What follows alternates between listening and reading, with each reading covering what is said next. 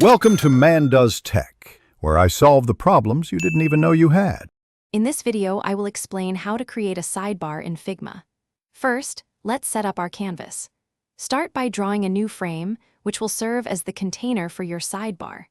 Give it a consistent width, perhaps around 240 pixels, and a height that matches your main content area. Applying auto layout to this frame from the start is a smart move, as it will help organize your elements as you add them, making future adjustments much simpler and more efficient. Now, let's fill our sidebar with content. Drag in your navigation elements, like icons for different sections and corresponding text labels. Consider creating these as individual components, such as a sidebar item component, which includes both an icon and text. This approach saves a lot of time if you need to make global changes later. Remember to use auto layouts padding and gap features to maintain a clean, consistent visual rhythm between all your items. Making your sidebar interactive enhances the user experience.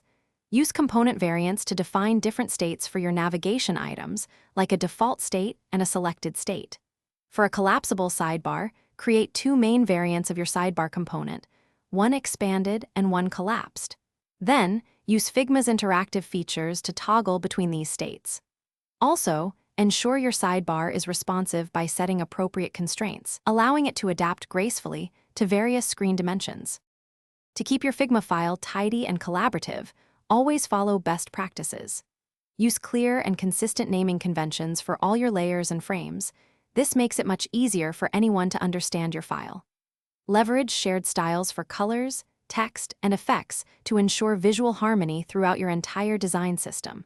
Finally, consider adding brief documentation within your Figma file, explaining how the sidebar components should be used, which is invaluable for team members.